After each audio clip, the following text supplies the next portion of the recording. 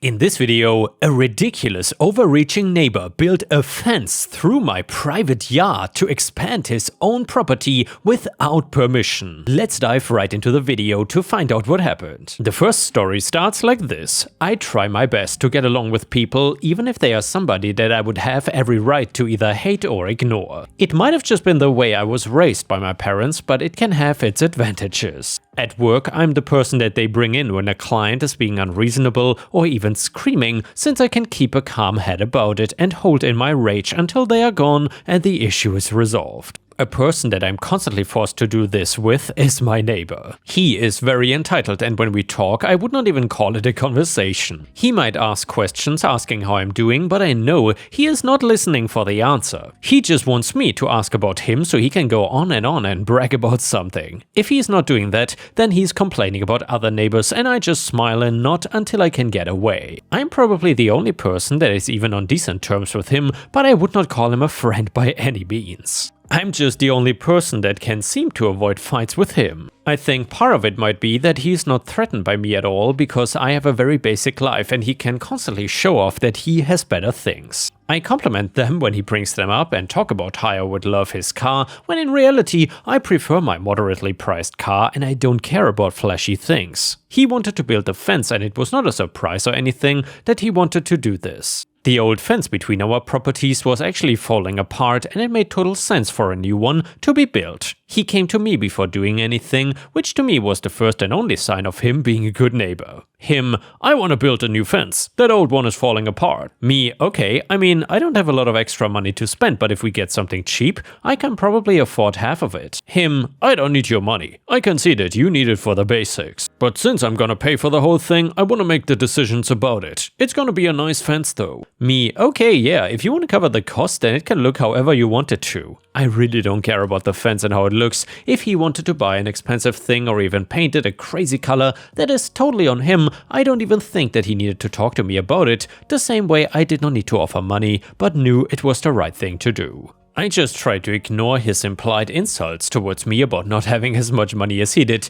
I will admit that as a homeowner, a small portion of blame should be put on me actually for not paying attention on the day that he had the new fence put up. It was only a one-day project for the old one to be taken away and the new one to be erected. By the time it was done, it was dark outside and it took until the next morning for me to go outside and even see that there was a major problem. The new fence was nowhere near the old one used to be. His new fence was now cutting across about a third of my yard. With that space now being on his side and making it look like he had a huge property and mine was extremely small.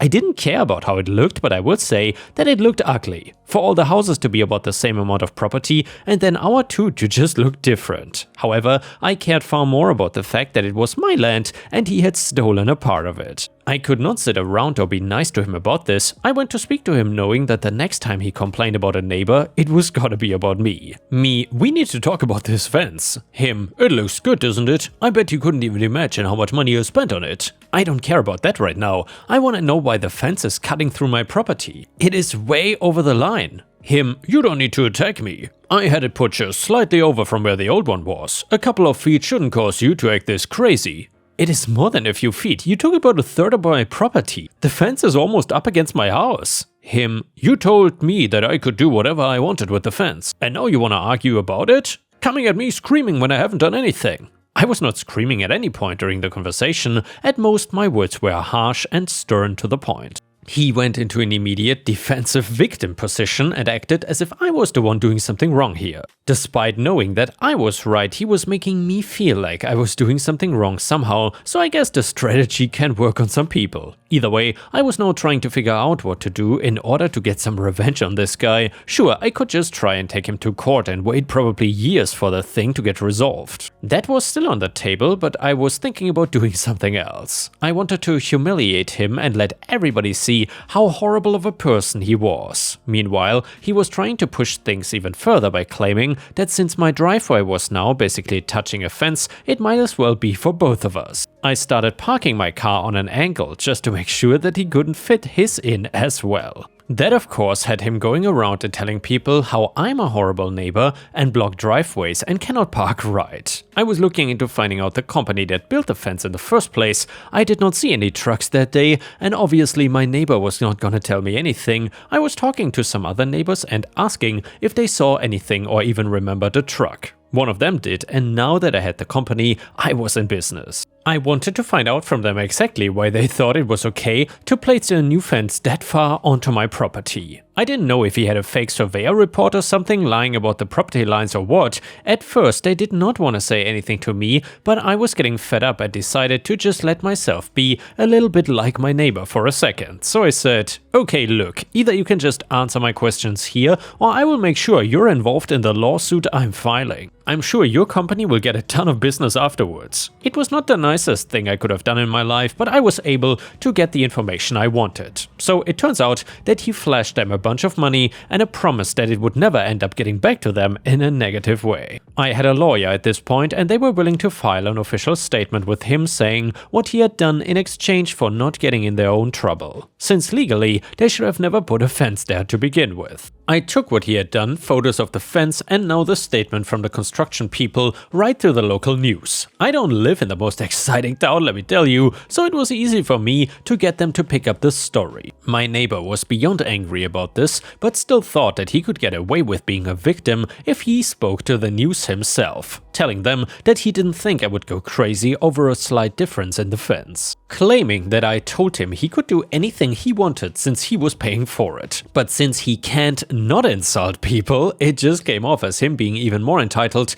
and he even claimed that he deserved more land because it was clear he made more money than me, pointing out our cars as examples, going so far as to say that he was better than everybody else in the neighborhood, so he should have bigger property than anybody else. The effect was exactly what I wanted. He got humiliated. Basically, everybody read the article about him and the news really did turn him into being the most entitled man ever. They had to make it clear the fence placement was still being investigated, but now everybody knew how rude and entitled he was. People were making snide comments to him, and at one point his car even got egged. My lawyer was able to work things out in a legal sense with the neighbor's lawyer. We were willing to not press anything further if he just removes the fence and pays for the one that I choose in the correct location. He was pushing back on this for a while, but I think he finally realized that if he went to court with this, he was gonna get charged for bribery and encroaching on my land. I'm sure most people reading hoped that I pushed further, but I cared more about him getting humiliated. Since I could now pick the fence of equal value to the one that he put up illegally, I could have forced him to pay a good amount of money for the new one. Instead, I decided to find the lowest quality looking fence I could find because I knew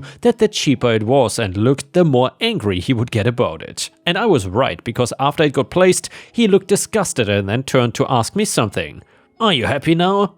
Me, you bet. I think the new fence really accentuates you as a person. I would have thought he would have destroyed the fence, but instead he once again started to try to get people on his side that I was a horrible neighbor. The only thing he got though were snide comments and insults about the article, to the point that he just flat out moved away. He claimed he got a big fancy job overseas, but we all know he left due to the shame. I might be nice and polite and good with entitled people, but this neighbor probably did the one thing he could have to push me over the limit and make me spend half a year turning his life into hell. And yeah guys, if you still enjoy the neighbor stories, please don't forget to drop a like on the video and post some star emojis in the comments. Thank you so much. The next one is a super interesting story from r/am I the a-hole, and it is titled AITA for denying my ex his son after he abandoned us and I took the choice alone to give him up for adoption. So I, 32 female, had a baby boy when I was 16. Yes, I know how that sounds like, but no, we were not careful. Judge me all you want on that front, I've dealt with that for years. Either way, Mike, 33 male, was my boyfriend then, and when I found out about my pregnancy, he did a disappearing act with help from his family. Something, future college star something. My parents were always blunt. What happened next was my choice. After a lot of thinking and deciding abortion wasn't just for me, I respect that right, I'm not here to debate it, it was just not for me, I chose to give up the baby for adoption. My parents knew a super sweet couple that were looking to adopt. We met and I just knew they were the right people. This turned from a teen mistake to an almost surrogacy. I started homeschool to finish my education and to have rest. The adoptive parents were with me for everything and even paid for most of the medical cost. The adoptive mother was a teacher, so she helped me with my schoolwork and to prepare for college. They were present for the birth and I refused to hold the baby. Instead, his actual mother did. And it was just right. I've stayed in the baby's life in a distant position as a so-called special aunt. Well, he's no longer a baby and he knows who I am, but his mom is the same woman that raised him and I continue to be his special aunt. The only change is now he knows who to call if he needs a kidney. His sense of humor is like mine, go figure. We talk maybe once in a blue moon, which in all honesty is the best. He's happy and I don't regret giving him up to have a happy life. For my part, I married 6 years ago. My husband Aaron, 44 male, was divorced in good terms with Bella, 40 female. They have 2 children together, a boy that is 16 and a girl that is 19. Aaron made it clear since we began dating that his kids' approval was important and that Bella was part of his life forever. Not as a spouse, but as a friend and mother to his children. I also told Bella and him about my teen pregnancy. Well, to begin with the kids, my stepdaughter and I get along pretty well. She is obviously closer to her mother, but she still does girls' days with me every so often. It's more like friends though. My stepson is incredibly close to me. He calls me his other mom and always asks me to be present for important events. We bonded when his childhood dog passed away, as my cat died about the same time. Bella and I though, we are best friends. I know people have complicated relationships with their partner's exes, but we always show respect to each other. I never try to take her place. I know Aaron and her shared something special long before I was in the picture. That is their history and I'm a stepmom, not a mom. Her place in the kid's life is not up for competition. The reason for this background is that the whole mess with Mike started when I took my stepson to a medical appointment. It was not serious, though he did have to use anesthesia. Aaron and Bella both couldn't get the day off. They tried, but their jobs are on call and they cannot easily take time off, so I went on my own to be my stepson's support. I did not recognize Mike as one of the doctors. His real name, both first and last name, are incredibly common and it had been years. Not to mention, my priority was being my stepson's support and everything else was secondary. After my stepson was done, he was a bit out of it as expected. I was setting him up in the car and making sure he was comfortable when Mike came over. He told me he had been thinking about me and our son for so long and he was glad our boy was okay. It really took me a few minutes for my brain to click on what was going on, and he kept on rambling about apologies and how he was not ready to be a father, blah blah blah. Eventually I just sighed and loudly said, "This is not the baby I was pregnant with. I gave him up for adoption after I gave birth. I'm a stepmother." My loopy stepson chimed in with, "Other mom." I had to hold back a smirk, to be honest. Mike was stunned by that and it gave me time to catch him up on the important details. I gave up the baby, he knows what happened and why I gave him up. I married a man with 2 children, I'm happy and don't want him in my life. And no, I won't give him contact info for the adoptive family, he is 16 years too late for that. That was the end of it though, and I got into my car to get my stepson home to rest. Since then, Mike found me in social media and has been painting this sob story about me denying him a chance to be a father. And yeah guys, what a hero, trying to be a father 16 years later. Absolute facepalm. He also said how I was a poor mother that threw away her kid to raise someone else's children. I'm basically the she-devil apparently. Most of our former classmates that saw the post reminded him that he left me, and some of his high school friends even pointed out that he laughed about leaving me pregnant. I didn't know that part. A few of his relatives have reached out to bash me about taking Mike's chance to be a father, that it made me a poor Christian. By the way, I'm not, I'm Jewish to begin with. A few friends did tell me that it was a BITCH move to give the baby up without telling Mike. I don't personally think I was in the wrong, but in case I decided to leave the judgment to the internet masses. Clearing something out by the way, the adoptive parents and bio child have a phone number to contact Mike's parents if they want to. I have no say if they do or not, I just won't give Mike any information on them. And yeah guys, let me know what you think about this. Do you think that OP is being the a-hole here? And should she give Mike the contact information of the adoptive parents and the bio child? Let me know in the comments. I would say the biggest a-hole in this story is clearly Mike. I think if you look up the definition of Christian in the dictionary, there certainly won't be a picture of this Mike guy near it, let me tell you. Either way, update to the story, I'm gonna start with the important matter. A lot of people were worried about my biological kid and what he wished when it came to Mike. Well, I got his permission to post this. He spoke to Mike once a few days after I told him where we could find Mike. I won't share all the details, only the final decision. There won't be any more contact between them. The kid does not want a second dad, and Mike was not willing to be in his life unless he had the position of dad. So he's going no contact with Mike. There was more to it, but it's very personal, and I feel it is not my place to share it. The kid and I will continue to have a relationship as aunt and nephew, and he knows whatever he needs medically. I will always be first in line to give blood, kidney, etc. By the way, for those wondering why Mike is so big into contact with the kid, I found out a few details via his friends. So Mike can have more kids, he just hadn't had a stable relationship in years. Which I can believe, since I finally had enough and decided to accept going to have coffee with him to get some things squared away. My husband came, of course, but he sat in another table to let me deal with it. I asked him to. The conversation was a crap show, to be honest. Mike brought me flowers and chocolate-covered strawberries, my old favorites. He treated it all like some date. I nipped that bud immediately, though. I introduced my husband and told him we were very much in love and happy, and I don't appreciate any attempts at unwanted romance. Once we sat down, he started by telling me what I knew about him having failed relationships, that he felt no woman could meet his standards for a wife and mother to his children, since he already saw me as that. He claims he feels guilty for choosing college over me and our baby. That he was well aware of the court dates regarding custody and that I was trying to put the baby up for adoption. When he saw me taking care of my stepson, he thought that I had chickened out of giving the baby away. Seeing me be all caring of our baby boy made him think how great it would be if the three of us could be a family and maybe have a bigger family down the road. He had the gall to ask me if I would consider divorcing my husband and try to fight for custody of our son. I gotta admit, I laughed in his face. I probably was overly cruel, but I had years of stress, heartache and judgmental encounters to drop on him. I told him all I saw in him was a coward that instead of staying to make adult decisions decided to run away with the help of mommy and daddy. That any love I had for him died the day I had to push out a full human being, and instead of knowing I had support from him, there was a big empty spot where the dad was supposed to be. That I almost ruined my life and had to throw away prom, senior pictures and even graduation because I was far too pregnant to party, appear on the yearbook or walk into stage to get my diploma. He got to party and enjoy life while I had to fight tooth and nail for an inch of respect, and yet we both had unprotected intercourse. The only difference is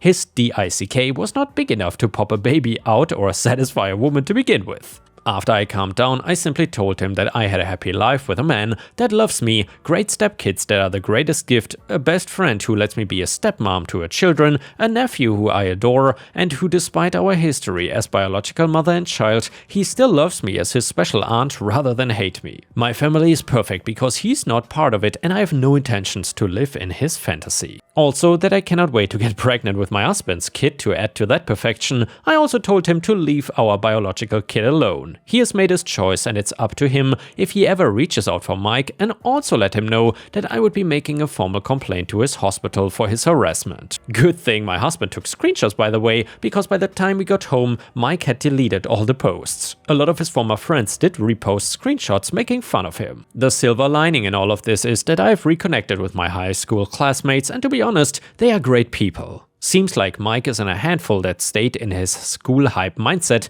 It's been about 3 days and no signs of Mike. My husband did get the biggest ego boost when he overheard me going off on Mike and has been insufferable in a good way. So there's mostly good news. Hopefully one of these days we will get even more good news, since we are actually excited at the idea of having a baby together. And before we end the video, we will read a great petty revenge story that you have not heard before. It is titled, "Using my phone number for your reservation for Valentine's Day? Not this time." So I have a pretty easy Google Voice number that people tend to use to make reservations. I've gotten hundreds over the years and it's mildly annoying. There's usually a link in the confirmation text messages to cancel, which I always do on the day of the reservation. Well then, this last Tuesday I got a text saying that my reservation was confirmed for today. Except I did not make one, and I don't even live in that city. So then I patiently waited to cancel it today. Then today I got a new text saying, "Your reservation is at 6 p.m. Click the link to cancel." Well, buddy, your girl is gonna be pissed because you were too lazy to use your own number because, well, tonight's reservation just got cancelled. Happy Valentine's Day, chump. No Mexican food dinner for you. Because I cannot get enough of petty revenge, we will read another story. It is titled, "I got revenge on my stepdad for selling my dead grandma's jade pendant necklace." So I, 23 female, lost my grandma due to the pandemic complications in January of 2022. I had bought my grandma a jade necklace pendant and bought myself a rose quartz pendant. Her necklace costed $200. This was because it was wrapped in real gold and it was a huge piece of jade. My mom's husband, my stepdad, treated my grandma and I horribly. He abused me for years and treated my grandma like a slave. My grandma raised all of my siblings and I, my youngest half-brother, on my mom's side, is my stepdad's son. Not even 24 hours after her death, my N-mom, aka narcissistic mother, told me she would go through her room at the end of the week. This was not even 24 hours later. Her room was cleared and I noticed a fat wad of cash in my stepfather's hand. I asked my stepdad if I could have gotten my grandma's jade pendant back. It was very important to me because it was hers and she wore it all the time. My stepdad told me that he sold it because everything in her room was his now. I was infuriated. I never felt that kind of rage before. The following day, I plotted my revenge. While my mother and husband were gone,